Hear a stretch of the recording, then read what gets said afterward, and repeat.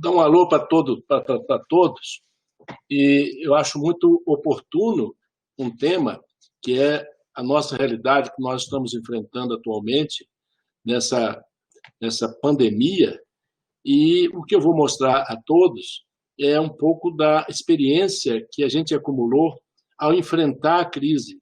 Felizmente, nós estamos num mês onde já passamos, esperamos que nós já tenhamos passado pelo pior, e eu acho que todos aqui que estão ligados estão interessados em ver esse tema e, se não lidam diretamente com pacientes transplantados, pelo menos é só vocês fazerem um exercício de memória, vocês vão lembrar de pacientes transplantados que vocês tiveram contato, ou amigos, ou familiares, de forma que esse tema é um tema atual.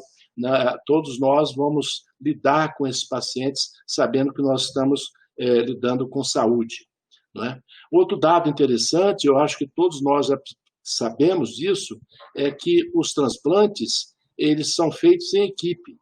Então, todos os dados que eu vou mostrar aqui dependem de esforço que vem ao longo dos anos, de equipes que ficam diuturnamente ligadas para poder exercer essa função de oferecer uma terapia que é substitutiva aos pacientes renais que chegam no estágio final da doença, onde, em outras ocasiões, se não tiverem tratamento, ou seja, pela manutenção com a diálise ou transplantes, eles falecem, e isso é uma equipe grande, e, ao mesmo tempo, nessa própria apresentação, eu vou mostrar dados já coletados de uma experiência que foi computado uma experiência nacional, seja através da Associação Brasileira de Transplante de Órgãos, seja através do Departamento de Transplantes da Sociedade Brasileira de Nefrologia. Se eu tiver que agradecer, eu vou agradecer a muitas pessoas, e eu vou deixar um pouquinho para o final, porque à medida que os slides forem apresentando, eu vou citar e vocês vão ver qual foi o fruto dessa nossa experiência, porque em dados que eu vou mostrar, nós aqui contribuímos por esses dados nacionais, que foram algumas coisas que foram feitas em conjunto com vários centros do Brasil. Bom, eu vou mostrar uma coisa, uma atribuição que eu tenho há muitos anos, que é uma atribuição com o transplante renal, uma equipe que nós começamos a fazer o primeiro transplante em 1976, mas a equipe foi montada, a equipe capixaba, em 79, ou seja, eu vou falar de uma experiência que eu vivi diretamente de 41 anos de transplante, e, ao mesmo tempo, agora essa equipe que é responsável pela maioria dos transplantes de rim e que também faz outros transplantes de coração e de fígado, está agora no Hospital Meridional, mas é importante que eu diga que o nosso Hospital de Clínicas tem um convênio oficial com o Hospital Meridional e por lá circulam alguns residentes nossos, não só de nefrologia, como também de transplante, de forma que nós mesmos somos responsáveis também pelos programas, as pessoas não sabem, mas nós estamos complementando uma experiência de 2.600 transplantes realizados ao longo desses 40 anos. E nós estamos agora numa situação curiosa em que mostramos o estado do Espírito Santo com uns 21 centros de hemodiálise e que dão cerca de quase 3.000 pacientes em diálise.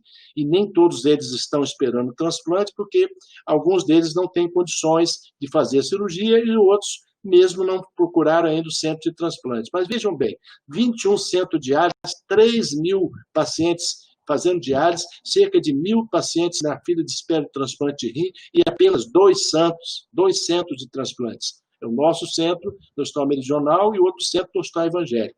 Ao longo dos anos, aumentaram a fila de espera, aumentaram o centro de diálise e os pacientes continuam esperando. Esse é o nosso problema e esse é o nosso tema que nós debatemos muito na sociedade para ver se a gente consegue mais doação, mais recursos para o transplante, aumentando o foco da saúde para retirar esses pacientes da fila de espera, dando uma vida normal, qualidade de vida normal. Então, está aqui um representativo, esses slides eu fiz antes da pandemia, por ocasião do Dia Mundial do Rim, e desse ano, dia 13 de março desse ano, e mostrando qual é a situação naquela ocasião. Nós tínhamos cerca de 130 mil pacientes em diálise no Brasil e cerca de 2.900 pacientes em diálise no estado do Espírito Santo. Desses 2.000 pacientes, 2.869 pacientes, diga-se de passagem, nós tínhamos 1.027 pacientes aguardando a fila de transplante renal e tínhamos cerca de 100 pacientes, fazíamos 100 pacientes transplantados em 2019. Isso é muito interessante, porque, na verdade, a cada ano nós agregamos mais 120 a 140 pacientes no centro de diálise, e a ponto de nós termos agora 21 centros de diálise, ou seja, a cada ano há uma sobrecarga do centro de diálise, mas, infelizmente, nós continuamos fazendo apenas um número de transplantes, não aumentamos o número de transplantes. Essa é a nossa realidade atual. E aí, quando chegou a Covid, algumas coisas nós tivemos que encarar, né? Vamos colocar assim. Primeiro, como é que nós vamos manter o transplante de uma forma segura, né? Da mesma maneira que o mundo todo e o Brasil não sabia se conduzir com a Covid para se manter, porque foi o início de uma pandemia muito importante, nós não tínhamos experiência com esse novo vírus, também isso afetou a nossa comunidade de transplantes. Aí surgiu logo essas 4 perguntas, né? Primeiro, como é que nós vamos fazer o transplante com doador vivo, né? Como é que nós vamos conduzir com doador falecido, né? Depois veio, como é que nós vamos lidar com a quantidade enorme de pacientes que nos procuram, que estão só para consulta ambulatorial? E aí? E quando esses pacientes forem para o ambiente hospitalar? A contaminação? O que nós vamos fazer? A que ponto nós vamos nos proteger e proteger essa comunidade para poder fazer um transplante de forma segura? É claro que tem o pessoal da saúde também, não é? Então, no começo, essas etapas angustiaram toda a comunidade de transplante e nós estabelecemos uma comunicação muito grande através de lives, não só nacional e internacional, sabendo dos dados da Itália, da Espanha, dos Estados Unidos, da Inglaterra, e todos nós nos vendo e criando uma cultura e uma experiência cumulativa que hoje a gente já pode falar por dados próprios, mas antes nós não sabíamos, né? Como é que nós vamos conduzir esses pacientes transplantados? E outra situação, que é a situação atual de maior alívio, que é a retomada das atividades e também a reabilitação e tratamento desses pacientes que tiveram sequelas ao terem Covid. E daí a primeira coisa foi, primeiro, nós não vamos expor os pacientes àquilo que não é necessário. Então, aqueles pacientes de transplante programado com doador vivo, não, nós vamos suspender todos. O mundo atuou dessa forma. Eles não vão se contaminar. No nosso caso aqui, os pacientes vinham do interior, se aglomeravam em vans para poder fazer o estudo familiar, vindo ao centro de transplante. Não, nós não vamos fazer esse tipo de transplantes mais. Então, decidido. Pronto, foi a primeira conduta. Depois, qual é a conduta que nós vamos ter com os doadores falecidos? Porque os doadores falecidos, as equipes de captação vão até os hospitais. E daí? Qual é essa conduta? E quais os doadores? Qual a qualidade desses doadores? Se os doadores forem contaminados, nós não podemos aceitar esse rim de doadores contaminados. Nós temos que primeiro fazer exames nos doadores para poder ter a certeza que eles não estão contaminados no ambiente de CTI. CTI, às vezes, que tinha ao lado tratando pacientes com Covid, quer dizer, o risco muito grande. Então, uma situação difícil. Como nós vamos conduzir? Hoje nós sabemos, fazemos exames em todos eles, isolamos as áreas, isolamos CTI, mas é uma situação difícil. E o que constatamos, eu vou mostrar aqui nesse estudo nacional, como eu disse a vocês, que a gente manda sempre para uma coordenação nacional, inclusive os nossos dados, para poder acumular experiência e tirar dessa experiência alguns dados práticos. Primeiro, houve uma redução dos potenciais doadores falecidos. Houve uma redução, né? E alguns lugares não reduziu porque não tem acidente de carro, porque o pessoal não está mais foi proibido a circulação de carro, então não tem acidentes. Não, mas nem em todos os lugares são os principais doadores, são pacientes acidentados. No Espírito Santo, por exemplo, a principal causa de doação é arma de fogo. morte por arma de fogo, enfim. Né? Outra coisa, o doador também, nós constatamos a redução da efetivação dos transplantes, da doação. Mas por quê? Bom, depende do sistema de saúde, tudo bem. Também dos profissionais de saúde que são sobrecarregados. A recusa familiar também é um fator. Né? Os familiares não iam ao hospital para poder assinar os documentos de doação. Os familiares evitavam ir ao hospital por medo de contaminação. Né? Isso existiu. Né? E aí? E daí? O que nós vamos fazer para poder evitar, nesse doador falecido, os riscos de contaminação do doador e, principalmente, se tem um impacto muito grande para o descarte de órgãos? Né? Nós vamos aproveitar órgãos já contaminados com Covid? Não.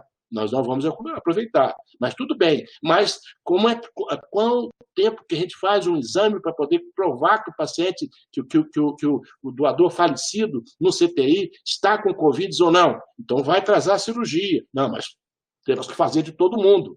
Enquanto nós não tivermos certeza de que o doador é Covid negativo, não se agiliza a equipe de captação. Bom, já aprendemos alguma coisa. Então, nesse caso, a prática é que vai existir uma perda de órgãos. Nós temos que lidar com isso. Né? Outro dado que nós tivemos que enfrentar é o receptor. O receptor falou assim, não, espera aí, eu estou esperando já na fila há muitos anos, mais tempo não tem problema para mim, eu não quero esse rir, não. Eu vou num ambiente hospitalar que pode estar contaminado, eu vou pegar um órgão que eu não tenho certeza, sei lá, esses exames hoje em dia, dificuldade, alguns dizem que esses exames funcionam, já começam a dizer que outros exames não têm validade, esse teste rápido, por exemplo, que tipo de coisa que as pessoas fazem para me dar confiança? No caso, o receptor. Então, eu vou para um hospital que está com infecção, vou me contaminar no hospital. Então, esse receio, essa recusa, certamente nós sentimos que foi um fator de queda dos transplantes nesse período. Mas nós temos que garantir um receptor sem Covid. E, principalmente, nós temos que garantir a alma do transplante. Nós não podemos deixar o transplante cair. Bom, por outro lado, tem a questão do hospital e da equipe de transplante. Vocês sabem disso, nós vimos isso, pessoas que trabalham dentro do hospital, mesmo usando a proteção, etc., vieram a contaminar, tiveram casos muito difíceis. Eu mesmo tenho um colega nefrologista que ficou 25 dias dentro do CTI. Infelizmente, ele saiu, mas né, é uma situação difícil para a gente enfrentar. Independente disso, a maioria de técnicos que também pode afetar, enfermeiros que podem afetar, então é uma situação alarmante. Nós vamos colocar esse pessoal da equipe de transplante sujeito a riscos? Não. Então, vamos moderar, mas também não podemos parar. Então, essa fase foi uma fase de muita discussão e aí os hospitais foram gradativamente se adaptando. Então, se o hospital era referência para a Covid, que nem nós temos aqui o Hospital Jaime, bom, lá certamente não dá para poder fazer transplante, mas se vier algum paciente lá, os cuidados são doador, os cuidados são redobrados. Né? Isso fica a cargo da central de captação, central de transplante de transplante do Estado do Espírito Santo. E tem equipe para poder fazer essa seleção, mas de alguma maneira é um fator que diminui o número de transplantes. Né? Então, nós temos que manter as unidades limpas. O que quer dizer isso? Bom, o hospital, por exemplo, que nós trabalhamos, esse hospital tem uma unidade de terapia intensiva só para pacientes não Covid, ponto. Tem uma outra unidade pequena, mas que agora, felizmente, está diminuindo, mas também para pacientes com Covid. Bom, tudo bem. Agora, as pessoas que trabalham em um, certamente não trabalham em outro, mas tem um problema. As pessoas que trabalham, por exemplo, os técnicos e mesmo enfermeiros, às vezes trabalham num hospital fora, que é o segundo emprego, é a realidade, num hospital que está contaminado. Então, eles podem se contaminar em um hospital e levar para aquele hospital que nós estamos trabalhando, que mesmo com todos os cuidados, eles também podem trazer infecção. Então, vejam, a preocupação continuava e continua, não é? O que aconteceu na prática, que muitas vezes houve uma redução da equipe que trabalha nos hospitais, porque ficaram doentes e foram afastados. Né? Nós tivemos isso, todos vocês que lidam hoje com a saúde no Estado também passaram por isso. Mas esses cuidados são cuidados que nos preocuparam bastante. Né? Bastante. E aí, Esses dados são dados nacionais, como falei com vocês, esses dados foram computados pela Associação Brasileira de Transplante de Órgãos, mostrou claramente que nós estávamos com uma projeção, estavam indo bem no começo de 2020. Vejam, nós começamos em janeiro, terminando com 313 e 15 pacientes doadores de órgãos por mês, no mês de janeiro, e já em janeiro de 2020 estavam 384, estavam bem, e fomos diminuindo gradativamente. Tivemos meses de doação muito críticos em comparação ao ano de 2019, a ponto de maio e junho, e mesmo julho, o índice de doadores baixou bastante e agora, felizmente, nós já tivemos uma recuperação, estamos vivendo um processo de recuperação que começou em agosto e esse mês também melhorou um pouco. Isso demonstrou exatamente que os meses de crise, que em abril, maio e junho, foram os meses mais pendentes, mas mostrou claramente uma diminuição da doação em relação aos mesmos meses de 2020. Também houve reflexo, claro, com a medida que for abaixando a doação, houve um aumento da contaminação dos casos de Covid. Vocês veem na linha vermelha aumentando o Covid e diminuindo, ao longo dos meses, os doadores. Né? Uma coisa é exatamente contrariando e justificando a outra. Isso são dados nacionais, computados, como eu disse, e aqui também, olha. Então, os transplantes, de uma maneira geral, caíram no Brasil, não só de rim, como também de fígado, de coração, exatamente quando houve, a partir de maio, um aumento do problema da Covid. Né? Então, ficou claro, aumenta o Covid, diminuiu o número de transplantes. Né, pelos fatores que eu já expus. E aí, nós começamos a ver uma coisa. Nós tínhamos feito uma projeção, nós trabalhamos com projeção na Associação Brasileira de Transplante de Órgãos, mostrando que nós tínhamos feito uma projeção, veja que bonito, olha, nós estávamos projetando para esse ano 7.000 transplantes de uma forma geral, sendo que do 2019 fizemos mais em torno de 6.000 e pouco, sendo 5.000 e pouco só de rins. E essa projeção dessa curva, infelizmente, ela diminuiu. Então, essa projeção que nós sempre fazemos, sempre trabalhamos com projeção no sentido de melhorar e diagnosticar os fatores que possam melhorar os transplantes no Brasil, e nós vimos, na prática, uma diminuição do número de transplantes. Né? Essa é a nossa realidade, esses dados são nacionais, e foi exatamente em cima desses dados nacionais que foram acompanhados mês a mês. Vocês veem aqui, estado por estado. Veja bem, março, abril, maio, eu tenho até agosto.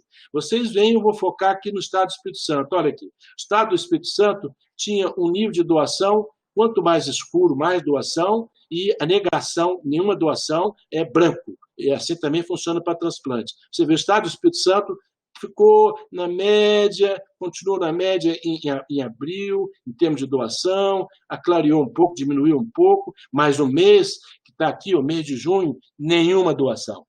Nenhuma doação.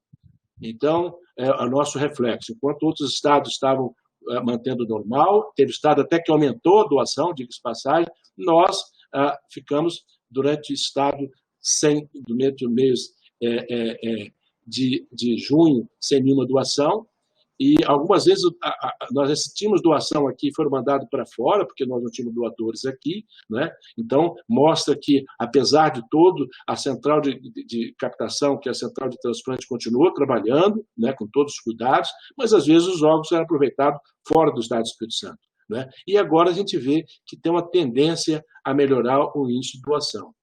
Independente disso, veja aqui qual o reflexo que teve nos transplantes de órgãos. Olha aqui. Então, mostrando mais uma coisa, tudo em branco são os estados que não fizeram mais transplante de órgãos nesse período, mês a mês. Né? E aqui a gente mostrou o Espírito Santo em junho, sem nenhum transplante realizado, e em maio também sem nenhum transplante. Apesar de ter tido uma doação, foi enviado para fora, então não foi feito. Esses foram os meses mais críticos e nós temos agora uma tendência a melhorar esses índices, felizmente. Né? E agora, esses aqui são órgãos, são dados que foram fornecidos pela enfermeira Maria, coordenadora da Central de Transplante de Órgãos, mostrando realmente que houve uma queda dos protocolos, uma queda da entrevista. As negativas da doação, na verdade, já estavam em torno de 56%, elas não alteraram muito, não. Diminuiu o número de transplantes de 2019 para 2020, mas as negativas não alteraram tanto, né? Mas as doações efetivas diminuíram e as notificações diminuíram um pouco também. Ou seja, manteve o programa, mas, infelizmente, isso não refletiu no aumento do número de transplantes. Vocês veem aqui, ó, doadores, os transplantes realizados dos doadores falecidos em relação a 2019 diminuíram significativamente nesse período de janeiro a 15 de setembro, que foi quando foi foram computados esses dados. Por outro lado, órgãos que nem o fígado não alterou tanto, mas aqui, ó, doador vivo, nós diminuímos bastante o doador vivo, foi a nossa política, que nós fizemos essa opção, e os outros, mesmo a córnea, o doador falecido, que aí eles têm uma tolerância maior, também houve. Então, houve uma diminuição comparativa dos transplantes por causa da pandemia, né? Aqui eu fui mais específico para os rins, mostrando que de janeiro e setembro de 2019, nós fizemos 75 transplantes, sendo que, na verdade, foram 49 transplantes do doador falecido e depois 26 do doador vivo. Se nós excluirmos aqui, no mesmo período, os doadores vivos, nós vamos ver de 26 foram para 2, mas mesmo doadores falecidos, nós fizemos 49 transplantes, mesmo doador falecido, nós diminuímos esse índice, passando para 35 apenas, houve uma queda significativa, em torno de 20% a 30%. E quais foram os problemas que nós enfrentamos? Gente, nós tivemos problemas com consulta pré-transplantes. Nós vamos continuar a regular as consultas pré-transplantes? Não. Tem alguma coisa nós temos que evitar que os pacientes se venham de van ou se conduzam na época da crise e venham até o centro, e a sala de espera do centro também tem uma série de situações. Então, nós criamos algumas situações. Por exemplo, os pacientes que pegavam remédio de 2 em 2 meses passaram a ter autorização para poder pegar a cada 6 meses, né? Com a mesma autorização. Então, ampliamos o tempo. Segundo, os pacientes que faziam transplante recentes, certamente esses pacientes, nós elegemos alguém da equipe, fora da época da faixa de risco, e passamos a fazer o controle desses pacientes recentes, até 6 meses. Né? Depois de 6 meses de transplantes, esses pacientes foram colocados como pacientes com controle tardios, nós passamos a usar os métodos que nós temos, ou seja, através de celular, de telefone, através da internet, do e-mail, etc. Eles mandavam os exames para nós interferíamos e orientávamos, né? Outros centros tiveram, que nem esse recurso excelente que nós estamos usando aqui, que é a telemedicina, mas nós não tínhamos no nosso hospital, e acredito que o centro que tem telemedicina, só esse que nós estamos desenvolvendo agora no serviço público, estão utilizando agora. Então, outros centros de outros estados, com um número maior de transplantes, fizeram comunicação direta com os pacientes através da telemedicina. E nós usamos o nosso WhatsApp, nós usamos o celular e o e-mail para poder comunicar com os pacientes, ou seja, eles mandavam os exames, no meu caso, protegia e fazia a interpretação dos exames e dava orientação, eventualmente, dependendo, pacientes tiveram até que ser internados, né? Então, a gente orientava com relação à internação. Em outros casos, as perguntas sempre surgiam, e quem é que não teve as perguntas dizendo que a hidroxicloroquina, cloroquina, etc., tinha que tomar, não tinha que tomar, e assim por diante, né? Existia essa dúvida. A nossa orientação, desde o começo, era uma orientação que foi dada até pela pneumologista Dalcom, Margarete Dalcom, que dizendo que essas medicações, ela citou assim, como se fossem balinhas de Cosmo Damião, ou seja, sem nenhum efeito. A nível internacional, também foi demonstrado isso para os doentes transplantados. Nós não proibimos, porque, eventualmente, quando tinha um efeito colateral de risco, a gente orientava. Agora, cabeça de cada um, né? A cabeça, esse kit que alguém já chamou de kit da esperança, o kit da ilusão, mas, enfim, nós vamos mostrar os dados mostrando que os pacientes que tomaram não tiveram efeito nenhum, mas eu vou mostrar na frente. Outra coisa que aconteceu também foi a prevenção e como conduzir os pacientes no ambiente hospitalar, nosocomial. Por exemplo, qual vai ser o fluxo de casos suspeito e não suspeito? Nós vamos admitir os casos graves e os casos não graves, não é? Como é que vai ser isso? Os pacientes vão chegar, eu tive Covid, então venha para cá, ou é melhor ficar em casa com tratamento e orientação ambulatorial. E como é que você vai fazer? Você vem, uns vêm, outros não vêm, né? Quais são os critérios que a gente vai usar para esses pacientes serem internados ou não internados? Mas o principal de tudo é manter a comunicação com o centro de transplantes. Ou seja, comunica a gente, nós vamos dar uma saída. Nós não vamos deixar ninguém dessa comunidade sem assistência. Tem que enviar, né? E alguns deles foram atendidos em outros hospitais, alguns deles foram atendidos nos seus ambulatórios no interior, e sempre nós tendo contato com esses pacientes e principalmente acalmando, porque é um alarme, né? E orientando as coisas repetindo a orientação que o sistema de saúde sempre diz: máscara, lavar as mãos, os cuidados, etc. Porque é preciso falar 10 vezes a mesma coisa e, principalmente, com as pessoas acham que não vão ser afetadas, né? Esse é um costume da nossa cultura, né? Nós gostamos de ser de uma mentirinha, nós gostamos de dizer que comigo não acontece, até que acontece. Então, nós enfrentamos como um todo. Nos pacientes transplantados, nós pedimos uma ligação direto conosco, com o centro de transplantes, e aí com contato com o médico, inclusive, e aí, para poder a gente ter uma comunicação e ter uma conduta mais importante, mais rápida. E alguns pacientes que tinham sintoma mais grave, direto para o hospital, e alguns até foram para o CTI, e infelizmente nós tivemos computados de 23 casos, e nós tivemos 3 óbitos desses pacientes, tem um agora no CTI no estado muito grave, né, pacientes internados, aqueles pacientes que foram internados certamente foram os pacientes que tiveram maior gravidade, né, e eu vou comentar sobre isso, mostrando esse dado nacional que foi computado, e tinha perguntas, por exemplo, imunossupressão, vamos continuar tomando o mesmo remédio? Né? Qual o remédio que eu tiro? Né? Está a nível ambulatorial, nós tiramos um remédio, que é o antimetabólico. Né? A nível hospitalar, às vezes a gente tirava todo o remédio e dava só corticoide. Né? Mas isso foram experiências que foram cumulativas. Não se sabia. A princípio, todo mundo achava, não, vamos tirar todos os remédios. Não precisa tirar todos os remédios. Hoje nós sabemos conduzir. Uma das perguntas que vai existir na frente é se o mais importante para esses pacientes era a imunossupressão ou as comorbidades que esses pacientes já tinham. Comorbidade com diabetes, hipertensão arterial, obesidade, a idade, né? O que é mais importante? Os cuidados que a pessoa tem normalmente com a sua doença e com transplantes, ou simplesmente joga toda a culpa na imunossupressão? Hoje nós sabemos que não. Nós já sabemos que a imunossupressão pode ser diminuída ou mesmo tirada, dependendo da gravidade. Mas as comorbidades são mais importantes, que se descompensam nessa época. Por exemplo, uma pergunta geral: quem é que não ganhou peso nesse período agora de Covid?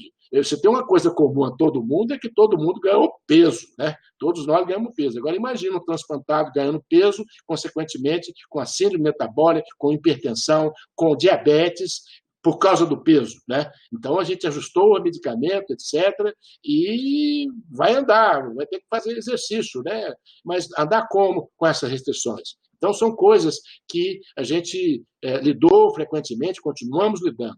E a outra coisa que eu já mostrei para vocês, que foi a redução aqui das unidades e tal. E outra coisa também que circulou, pode fazer alguma coisa profilática? Não pode fazer. O que pode fazer profilaticamente são os costumes que a gente tem que ter com esses pacientes.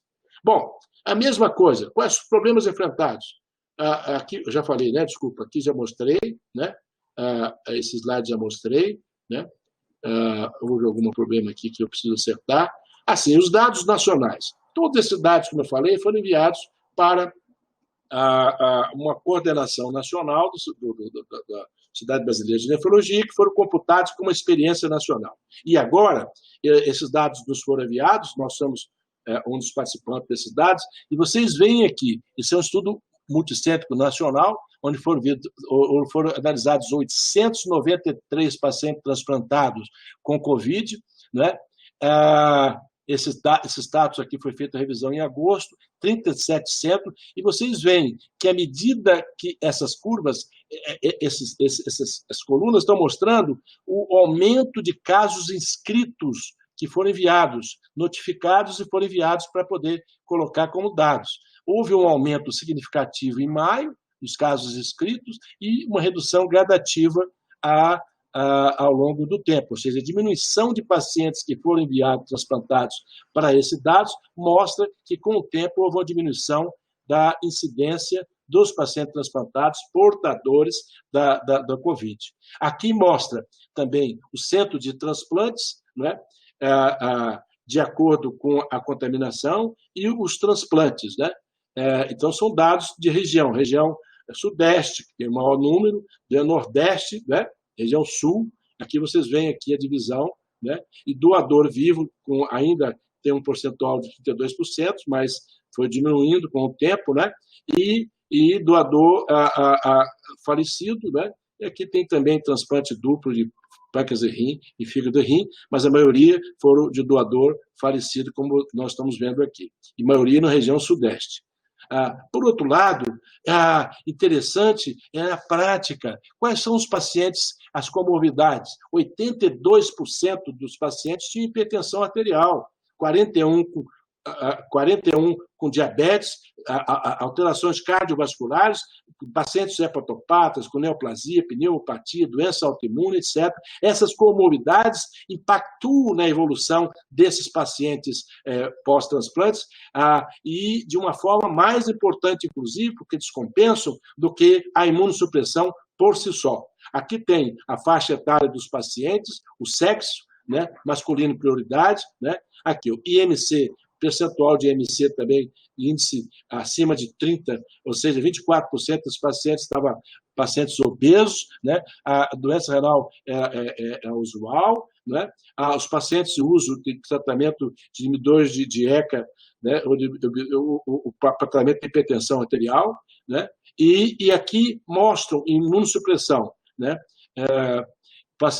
Inibidores, imunossupressão geral que esses pacientes estavam tomando, né? Então, o inibidor de calcineurina associado a mTOR, azatioprina e microfenolato. E vocês veem também o levantamento do clearance basal, da creatinina basal dos pacientes, que deu em torno de 1,5. É interessante, deixa eu só retornar aqui, a idade do paciente, olha aqui, 28% dos pacientes com mais de 60 anos. Isso mostra que a idade realmente foi um dos fatores que impactou na evolução desses pacientes. A exemplo de quando começou a pandemia, se estipulou um grupo de risco, né? Mais de 60 anos, maior probabilidade de risco, então tem que fazer o isolamento mais precoce. Qual o quadro clínico? Veja, desses 893 pacientes, o quadro clínico dele maior foram febre. Pacientes apresentaram febre, depois tosse, falta de dispneia, mialgia, diarreia, fadiga, cefaleia, coriza, anosmia e hiposmia, né? Ageusia, quer dizer, hipogeusia, náusea e vômitos, sensação, né, de gosto e tato, e que às vezes aparece num percentual de cheiro, né? Perda de cheiro, e que parece num percentual menor, mas isso aqui é semelhante à população de uma forma geral. Não existe para o transplantado nenhum sintoma que seja específico para o paciente transplantado. Um outro dado interessante, que também é importante, é o que eu falei inicialmente, o tipo de imunossupressão. Boa parte desses pacientes a nível ambulatorial, olha aqui, nós não fizemos nenhuma mudança da imunossupressão, não precisou, né? A suspensão completa dos pacientes a nível ambulatorial houve quando os pacientes foram internados. E aí, alguma suspensão foi específica. A maioria das vezes são os antimetabólicos, azatioprina, microfenolato e sirolinos, né?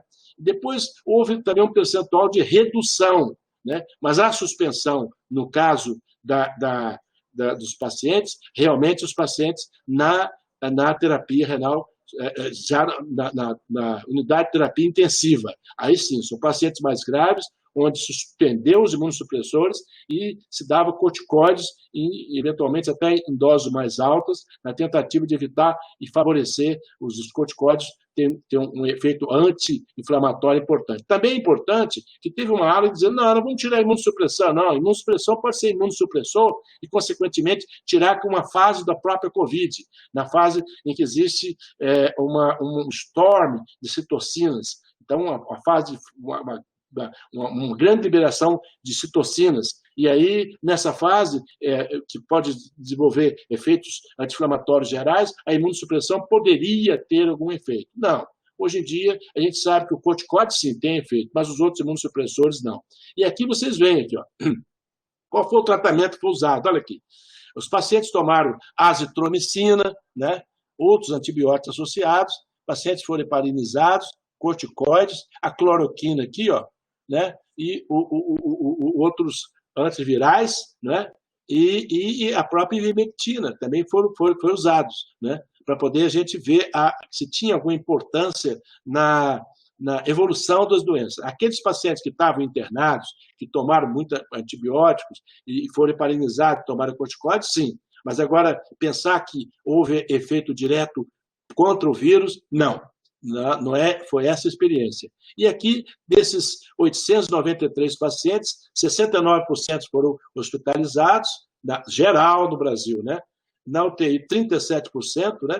Vocês veem que os doentes fizeram diálise e tiveram perda de enxerto e foram óbito 27%, mostrando que essa comunidade realmente é mais susceptível e, uma vez infectado, o transplantado tem uma evolução pior do que os pacientes, de uma forma geral, que não são transplantados. Eles têm a infecção menor. O índice de infecção do transplantado é menor, talvez porque eles se protejam. Quer dizer, eles se contaminam menos, mas uma vez que chegam no CTI, a evolução é bem mais grave, infelizmente. Então, gente, olha aqui. O que a gente pode dizer nesse estudo que poderiam piorar ou ser um fator de gravidade? Primeiro, a gente viu, diabetes é importante, realmente, os pacientes tiveram óbito, né? A creatinina, ela realmente, quando ela está aumentando, refletindo um déficit de função renal, também tem importância. E, curiosamente, o tempo de transplantes. A gente imaginava que os pacientes de transplante recente seriam mais susceptíveis, mais graves, porque eles tomam mais imunossupressor. Não foi isso que aconteceu. Os pacientes que estavam mais tempo de transplantes, em tipo ambulatorial, etc., foram os pacientes que mais se contaminaram e que tiveram mais gravidade. Então, isso é uma coisa que está um pouquinho ainda sendo discutido para chegar a uma conclusão melhor, o porquê disso. Talvez a idade e talvez outros fatores. Esses pacientes têm mais fatores de comorbidades. Agora, uma das coisas que se questionou eram os pacientes obesos, né? Se atribuía que os pacientes obesos poderiam ser mais susceptíveis. Isso não ficou muito provado, mas também não foi excluído.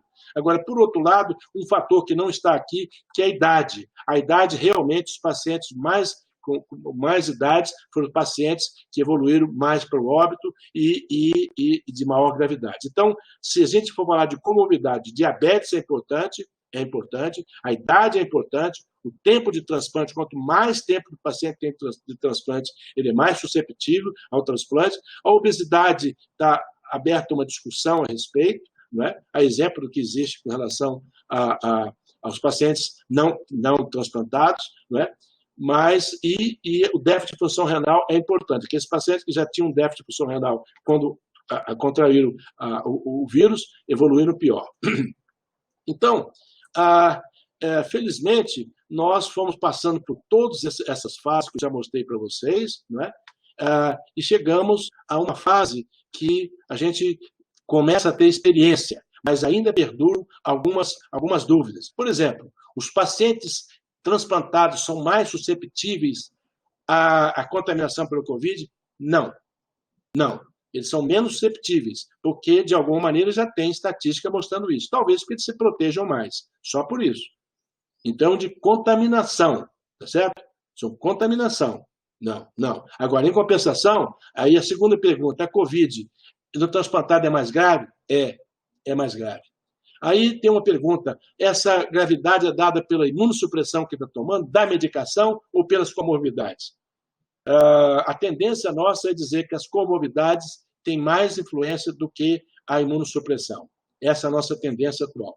Vamos esperar mais estudos, etc., mas a tendência nossa é mostrar que as comorbidades são mais importantes. Existe um quadro clínico típico para o doente transplantado? Não.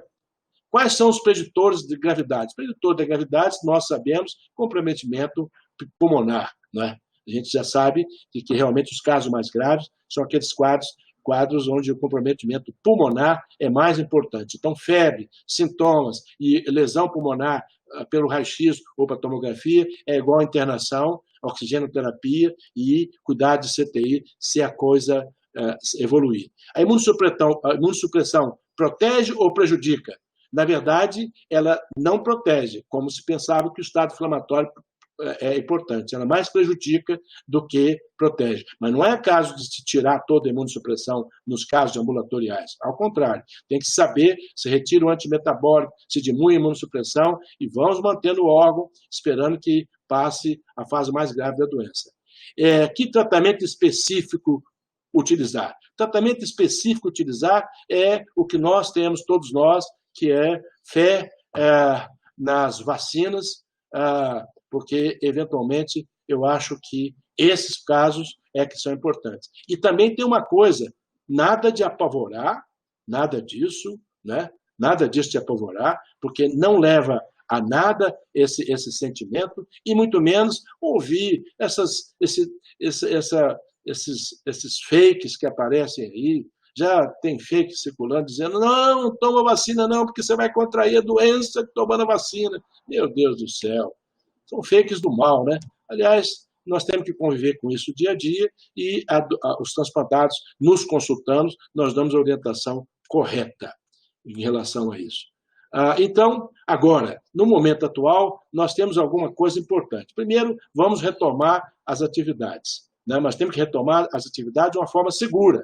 Nós agora já estamos fazendo a seleção dos pacientes para o transplante. Então, já estão fazendo as entrevistas, etc., de uma forma segura, menor número, com distancial, mas nós estamos inscrevendo pacientes para transplantes, seja doador falecido, seja doador vivo. Nós temos o dado da central de transplantes que mostra que realmente houve uma diminuição da fila dos pacientes na fila de espera. Certamente pela dificuldade de se inscrever nessa ocasião, houve uma certa diminuição, né? Mas vamos ter uma retomada e vai ser um acúmulo bastante depois dessa queda de transplantes. O trabalho vai ser mais importante. Outra coisa é reabilitar os pacientes que tiveram sequelas pulmonares, ou sequelas renais, ou mesmo a sarcopenia. Vejam bem, a sarcopenia implica em diminuição da musculatura, da musculatura de uma forma geral, mas que tem implicação com relação à mobilidade do paciente, né? Mas também a sarcopenia se associa à depressão, né? Isso é extremamente importante. Os pacientes deprimidos só vêm piorar mais a situação. A gente sabe que a depressão é a maior epidemia mundial, né? Que já está afetando o mundo todo, como também sabemos que a doença renal crônica é uma das maiores, a maior epidemia clínica desse século. E nós já prevemos um aumento da fila de espera, tentando tirar alguma coisa dessa pandemia, desse impacto que causou na nossa conduta na medicina. Nós temos que, tudo bem, aprendemos a usar os equipamentos de proteção individual, né? Tomar esses cuidados, além dos cuidados intra-hospitalares. Outra coisa que logo surge é essa facilidade de comunicação, que nem nós estamos tendo hoje aqui, com a telemedicina. As lives, de uma forma geral, né? As redes virtuais tomaram um cunho positivo, só estou analisando a coisa positiva, a comunicação ficou melhor e houve uma coisa importante, que é o maior enfrentamento, a maior interação das equipes para o enfrentamento das crises. Nós temos um contato estreito com o mundo todo, hoje, através das lives, das comunicações, etc. E foi essa conduta que, no começo, eu falei com vocês que nós iríamos mostrar dados fornecidos pela Associação Brasileira de Transplante de Órgãos, outra coisa, dados fornecidos pela Sociedade Brasileira de Nefrologia, eu contei também com a colaboração da Central de Transplante do Estado do Espírito Santo, contei também com a auxília da doutora Márcia no Liga Laboratório, que sempre nos fornece dados, contei, evidentemente, com a minha equipe, que está trabalhando diuturnamente no Hospital Meridional, que é o centro onde faz transplantes, e por último, até na formação de slides, a enfermeira que está habituado mais a trabalhar com isso, que é a Cristiana, que me ajudou, etc., para poder a gente lidar, para poder fazer preparação, mas, enfim, mais uma vez, mostrando que o transplante é um trabalho de equipe e, eventualmente, eu peço desculpas se eu esqueci de algumas pessoas, mas uma coisa eu quero transmitir a todos vocês, que eu acho que é bastante interessante a gente notar. Primeiro, que nosso Estado do Espírito Santo já está numa fase de recuperação da pandemia, né? Isso aqui são slides recentes, mostrando que nós estamos clareando um pouco a contaminação de município por município, a situação está pior. Hoje, eu recebi uma comunicação do secretário de Saúde falando que, olha, vai ter um aumento aí, é claro, porque o brasileiro, quando abre a chance, a gente abusa, né? Ele está preocupado com esse aumento, depois dos feriados, deve ter um aumento. E ele já disse, olha, não se apavore, porque isso não é segunda onda, né? E a gente espera que na segunda onda. Agora, os otimistas dizem, olha, que bom, nós temos uma situação de melhor. Os pessimistas vão dizer, gente, vão tomar cuidado quando acontecer novamente, né? Mas, enfim, a maioria das vezes é que todos nós estamos preocupados com essa pandemia e, terminando, eu vou passar o que eu recebi essa revista esse final de semana, que nós estamos com sinais de alívio, né? Com a queda do número de casos, de mortes por semana, e a pandemia parece que está perdendo força no Brasil. As vacinas estão em estágio avançado de desenvolvimento e os cuidados que precisam ser mantidos, de uma forma geral e para os pacientes transplantados. Eu agradeço a atenção de todos